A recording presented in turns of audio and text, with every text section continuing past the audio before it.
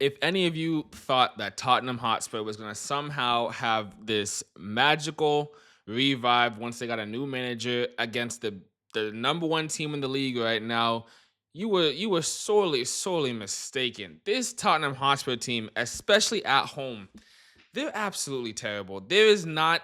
I can't even think. What was it? Brentford. That's the only good performance at home in the league that I can think of that they had. For some reason, I don't know if it's the pressure from the fans, the mentality, what happens while they're at home, but when they play at home, this team is a shadow of the type of talent that they actually have. I'm not sure what it is, but they're absolutely abysmal whenever they play in that Tottenham Hotspur Stadium. On to Arsenal. I mean, Arsenal have been smacking Spurs for the last 4 or 5 meetings, I think. Let me check their head to head. It hasn't been close. I mean, let's see. Club friendlies, that doesn't matter. Let's see. 4-1, 2-1, 1-0, 3-2. I mean, they've lost the 4 straight head-to-heads in the Premier League. And this was no surprise to me. I always thought that Arsenal was going to absolutely destroy them. Despite Arsenal's last 2 draws in their past 2 games against Wolves and Brentford, you just knew against Spurs they were going to bounce back. They had to bounce back. Eze, clearly this is clearly Eze's game. I mean, this guy has 5 goals in the past 2 games against Spurs, and clearly something about playing against Tottenham just turns him into a different beast. Maybe Arteta gives him different instructions, different level of freedom. Because when he plays against Spurs, he looks like a totally different player than what he's looked like the past 2 months. But he had a fantastic game. I thought he might have gotten the hat trick. I thought he got into some really dangerous positions after he scored those 2 goals.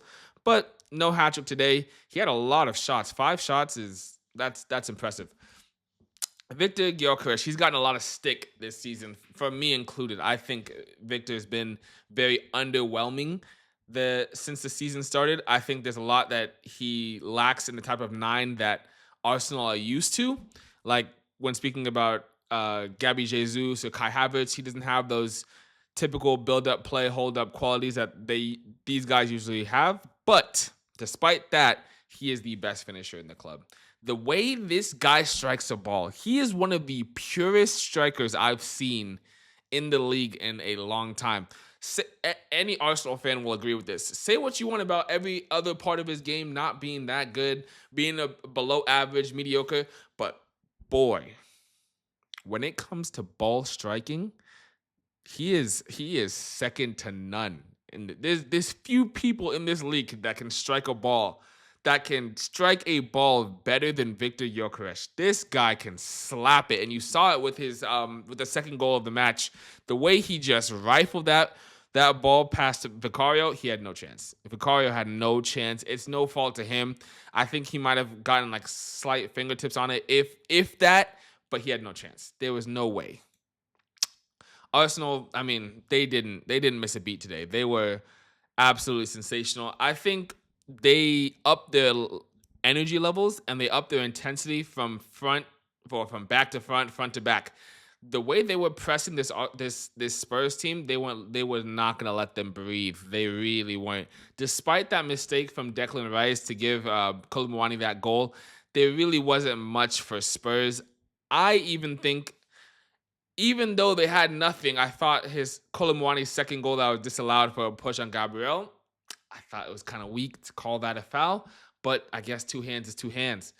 But let me know what you guys think, because I thought Arsenal were exceptional today. I think they will have these blips. Every team usually have these blips. They're not the Arsenal of old that can go on a 14-game win streak. And I know what people are saying, like City are 2 points behind. City is not the same City of old that can go on that win streak. So give this Arsenal team a little bit of grace. You know, they got some new pieces. They're trying to figure some new things out. And they will drop points here and there, but this is still the best team in the league. When, like, for the past, I don't know, 8 months, they've been the best team in this league, and nobody can deny that. They're so solid, so sound defensively. Structure in the midfield is there. The only thing they've been lacking a little bit is the offensive part of the game. But if Victor Gyökeres can start playing like he did today, striking the ball like that and getting all those chances, which I don't think he will, this is Spurs at the end of the day, But if he can do that, I mean, they'll they have a good shot of winning the league. Let's look at the table. Arsenal still in first, 5 points ahead of City, but City have a game in hand, and Spurs are 16th. These guys are in 16th place. I mean, because I support Chelsea, I would love to see Spurs get relegated. But from a footballing purist that I am, I don't want Spurs to go down. I really don't.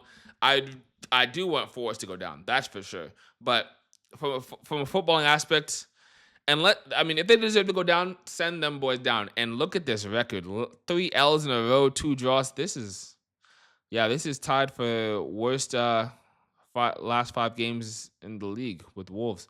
Yeah, they're terrible. They are absolutely terrible. I don't feel sorry for Spurs fans because you guys chose this club, but yeah, they're horrible. And that's all I gotta say for today. It was an electric game. It was fun to watch. I don't really have any complaints. I think the officiating was spot on.